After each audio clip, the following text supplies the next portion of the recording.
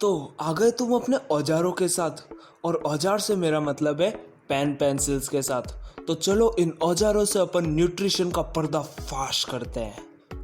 तो यारो नन्ही मुन्नी क्लासों में तुम्हें ये तो बताया ही होगा कि न्यूट्रिशन दो टाइप के होते हैं।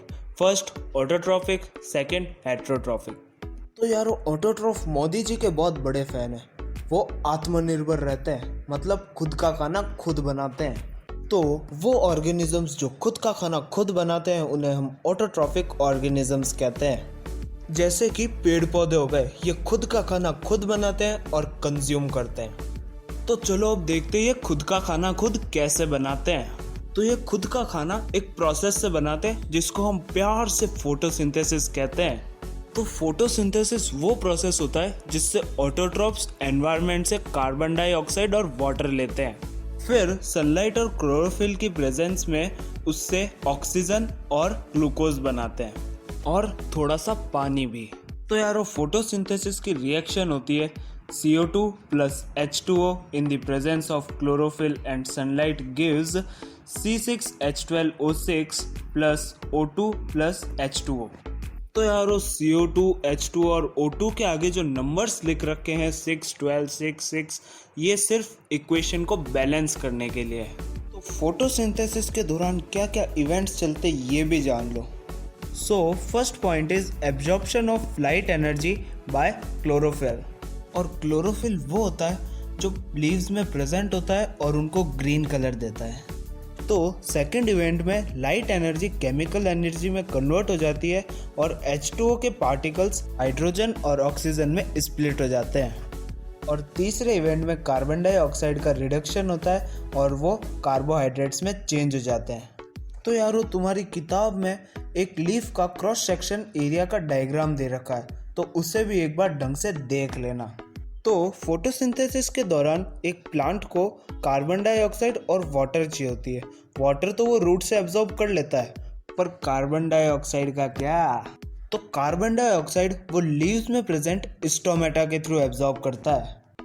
तो असल में होता क्या है, स्टोमेटा के अंदर दो गार्ड सेल्स प्रेजेंट होती है और उनके बीच में एक स्टोमेटल पोर प्रेजेंट होता है। और जैसे इन गार्ड सेल्स के अंदर पानी भर जाता है, ये गार्ड सेल्स फूल जाती है और इसका स्टोमेटल पोर ओपन हो जाता है और उसमें से कार्बन डाइऑक्साइड एंट्री मारती है। और भी कुछ गैसेस का एक्सचेंज इसी स्टोमेटल पोर से होता है। और जैसे ही इन गार्ड सेल्स का पानी निकल जाता है, ये स्टोमेटल पोर्स क्लोज हो जाते हैं और फिर गैसेस का एक्सचेंज भी रुक जाता है। तो वाटर के अलावा भी प्लांट सॉइल से और चीजें लेता है, जैसे nitrogen, phosphorus, iron and magnesium. तो चलो अब हेट्रोट्रॉपिक न्यूट्रिशन पे चलते हैं। तो यारो हेट्रोट्रॉप्स खुद का खाना खुद नहीं बनाते और दूसरों के ऊपर डिपेंड होते हैं, और वो डायरेक्टली या इनडायरेक्टली ऑटोट्रॉप्स के ऊपर डिपेंडेंट होते हैं। तो हिरण घास खाता है, तो मतलब वो डायरेक्टली ऑटोट्रॉप्स के ऊपर डिपेंडेंट है, और शेर हिरण को खाता है, मतलब वो इनडायरेक्टली ऑटोट्रॉप्स के ऊपर डिपेंडेंट है।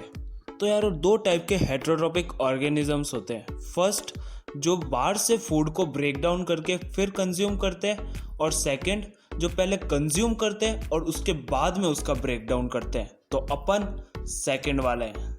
तो यार वो ऑर्गेनिजम्स जो दूसरे ऑर्गेनिजम्स को बिना मारे उनसे फूड कंज्यूम करते हैं, हम उन्हें पैरासाइट्स कहते हैं। और इसके एग्जाम्पल है कस्क्यूटा, लीचेस और टेपवर्म्स।